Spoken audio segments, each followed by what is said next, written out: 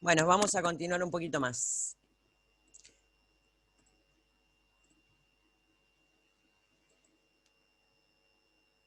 No, esto no, la punta del sauce.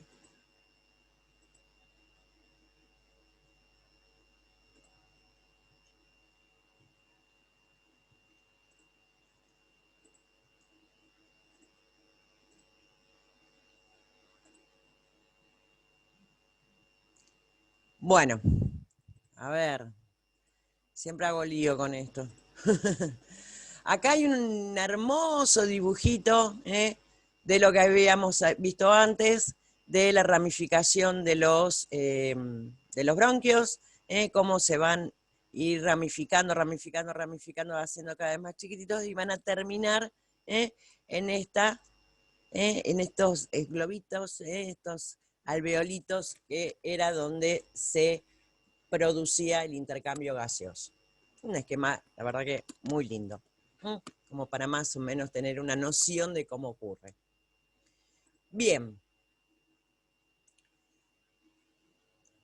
después tenemos lo que se denominan los músculos respiratorios. Hay dos tipos de músculos respiratorios. Está el diafragma, que es el músculo respiratorio por excelencia, y los músculos accesorios, que son los músculos intercostales. Los intercostales, como ven acá, se unen de una costilla a la costilla inferior. De una costilla a la costilla inferior. Está el espacio entre costilla. Esperen que. Ah, bueno. El espacio entre costilla y costilla. Esta es una costilla, el dedo gordo es otra costilla. Y se enganchan acá y acá. ¿Para qué? Precisamente cuando se contraen, me achican el espacio intercostal. Después vamos a ver para qué. Básicamente, así es como opera. Pero, como les decía, el músculo respiratorio por excelencia es el diafragma. El diafragma, como ven, está enganchadito acá, tiene toda una serie de inserciones, o sea, en los lugares donde se engancha, que la verdad que anatómicamente no me interesa demasiado. Sepan que básicamente separa el tórax del abdomen y que se eleva y baja en cada inspiración o expiración, precisamente para aumentar la presión que hay en el tórax o para disminuir la presión que hay en el tórax, para que el aire que nosotros respiramos pueda ingresar con facilidad y salir con facilidad. Es todo un juego de presiones. Ustedes piensen que los pulmones son como una especie de globo.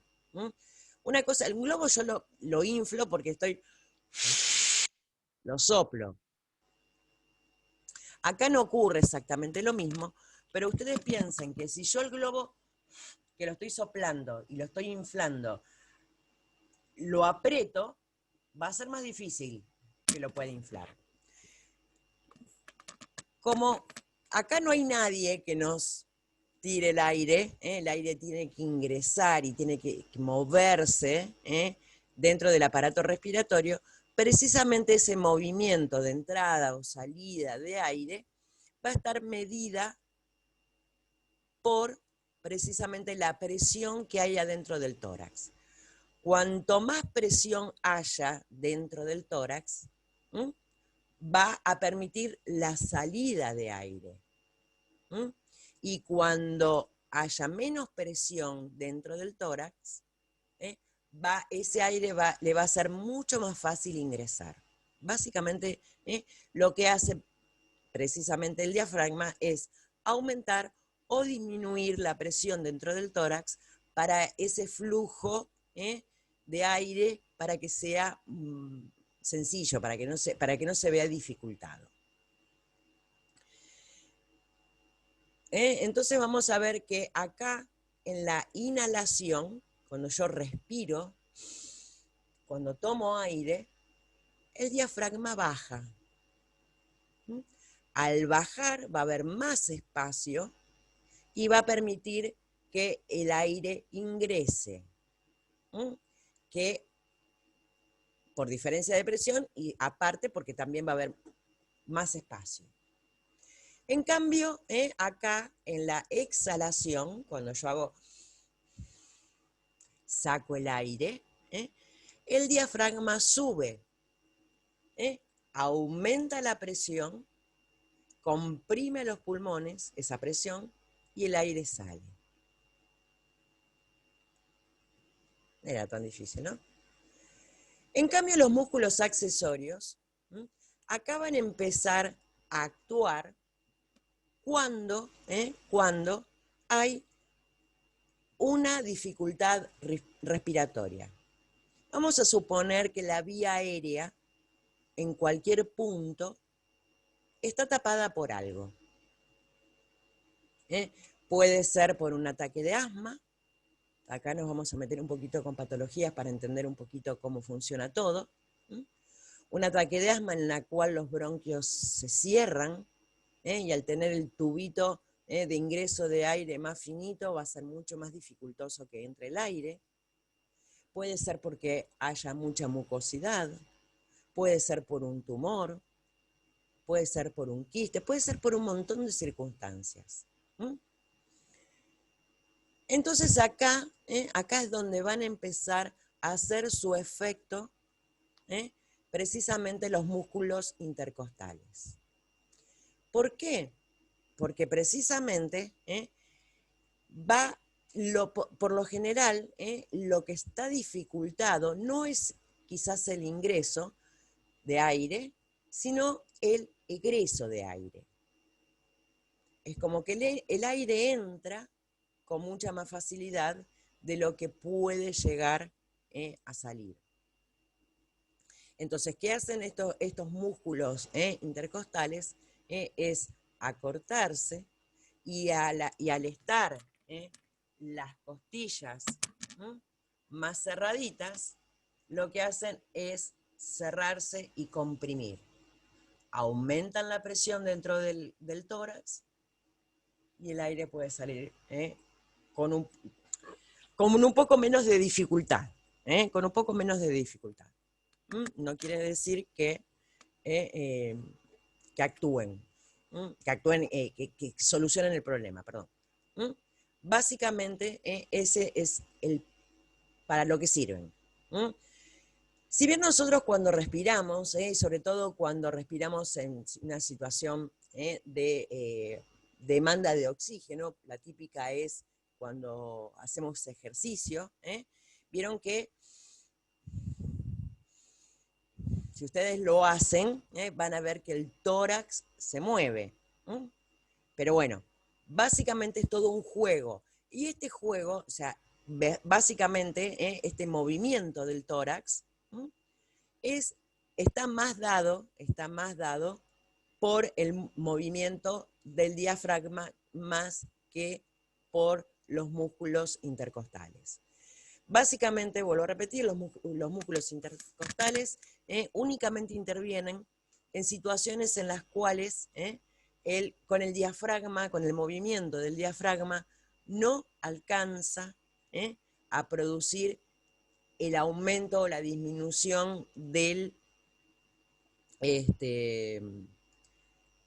¿cómo se llama? De la presión del tórax para que el aire pueda ingresar o salir con comodidad.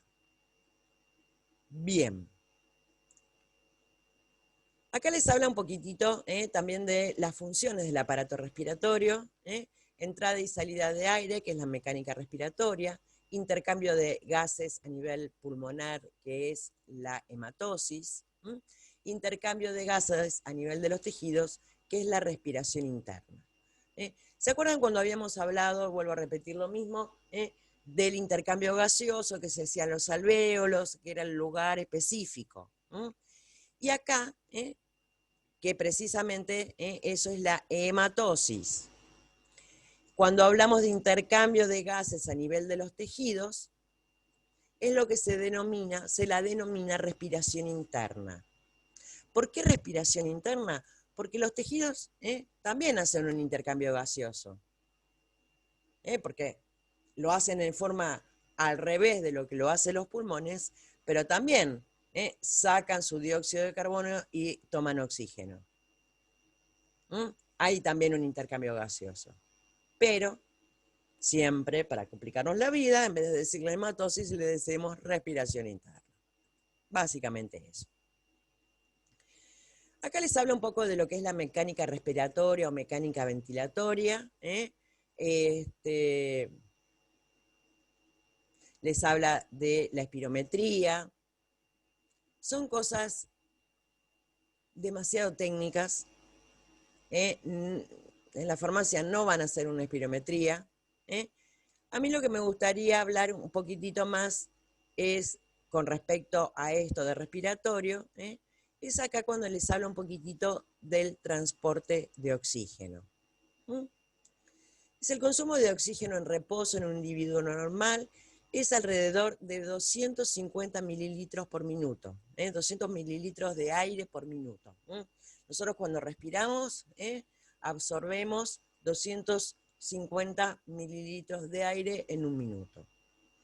La frecuencia respiratoria normal en una persona que está en reposo es de 16 respiraciones por minuto. O sea, yo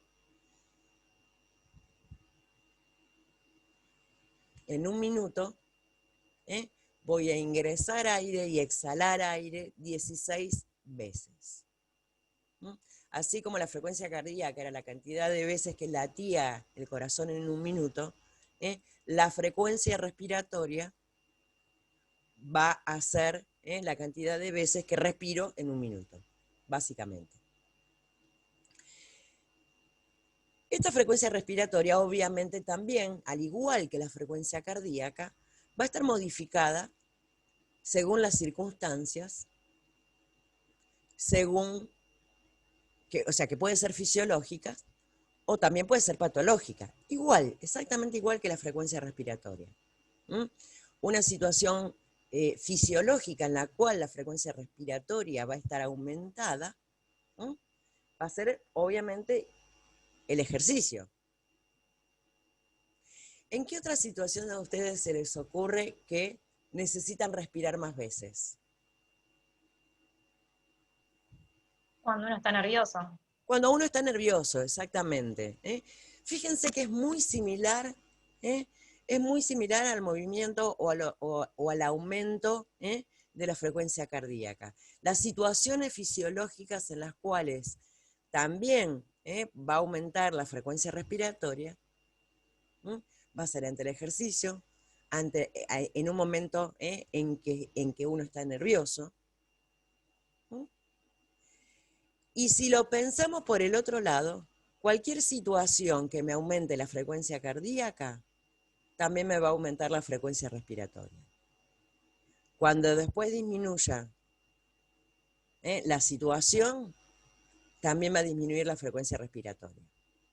Pero también voy a tener situaciones patológicas, en las cuales va a aumentar la frecuencia respiratoria o va a disminuir la frecuencia respiratoria, que no son fisiológicas y que obviamente si no son fisiológicas son patológicas, si no es una es la otra, y que bueno, se verá después en el caso de la patología. Bueno, acá les dicen, el ejercicio intenso puede aumentar hasta más de 10 veces esta frecuencia respiratoria. El oxígeno atmosférico es la fuente de oxígeno que se consume al nivel de las mitocondrias y llega a los alvéolos por efecto de la ventilación. La ventilación no es otra cosa que precisamente el ingreso del aire. De allí difunde a la sangre del capilar pulmonar y es transportado a las células por el aparato circulatorio. Si bien el oxígeno se disuelve físicamente en el plasma, más del 99% del gas es transportado en combinación química por la hemoglobina de los glóbulos rojos. Bien.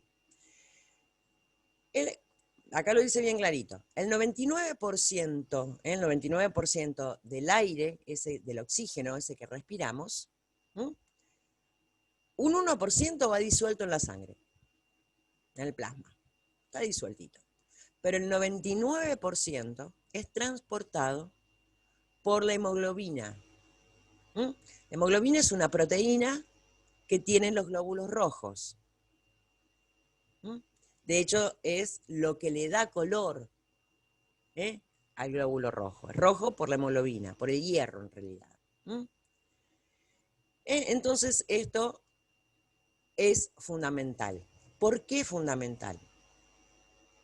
Si yo tengo una disminución de glóbulos rojos o una disminución de hemoglobina, ese transporte de oxígeno va a estar ¿cómo?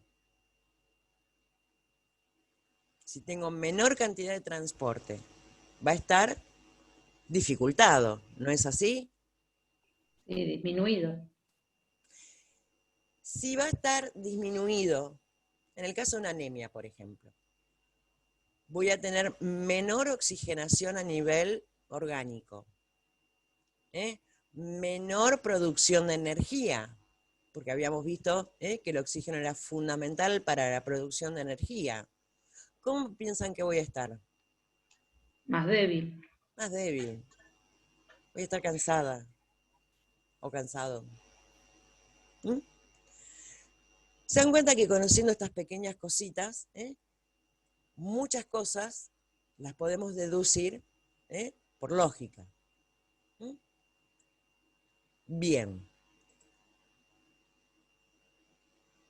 Ahí está un hermoso glóbulo rojo. Bueno, acá les habla un poquitito de lo que es el transporte de oxígeno combinado con la hemoglobina. No hay demasiado problema. Fíjense que acá les habla del hierro. La hemoglobina tiene hierro, que es el elemento que es capaz, tiene la capacidad de captar precisamente el oxígeno. Que cada molécula de hemoglobina transporta 4 moléculas de oxígeno. Son cosas bastante técnicas. Sangre venosa. Vamos a ver qué diferencia hay con la sangre, entre sangre arterial y sangre venosa. Nosotros habíamos visto cuando vimos aparato cardiovascular que la sangre venosa del circuito mayor transportaba la sangre carbooxigenada, o sea que esa hemoglobina, en vez de estar cargada con oxígeno, estaba cargada con dióxido de carbono, que era fundamental precisamente para después llevarlo, todo este dióxido de carbono hacia los pulmones para que se pueda eliminar. Dice, en los tejidos la sangre arterial entrega parte del oxígeno que transporta y retira dióxido de carbono, transformándose en sangre venosa. La composición gaseosa de esta, o sea, de la sangre venosa, es diferente según los órganos de donde proviene y el estado metabólico. En el miocardio, la extracción de oxígeno es siempre muy alta y en los músculos extraen mucho más oxígeno y producen mucho más dióxido cuando se contraen que cuando están en reposo. Bla, bla. Ustedes piensen que todos aquellos tejidos que más están trabajando, obviamente necesitan un mayor aporte sanguíneo. Si necesitan un mayor aporte sanguíneo, van a tener también una mayor respiración celular, un mayor intercambio. Van a recibir mayor cantidad de oxígeno y van a entregar mayor cantidad de dióxido.